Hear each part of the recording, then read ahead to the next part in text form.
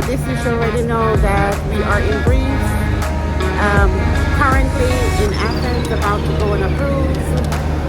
And I just want you guys to see what's going on here. We're having a joyous time. You can see the background.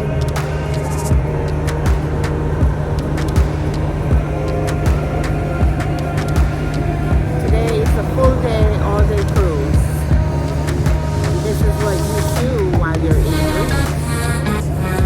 Alright. Lots of historic building is here for you to visit. A lot of history, very rich. People are so nice, and we're so excited. Here's my daughter. That's the camera girl. I'll see you guys when we're on the island. Bye.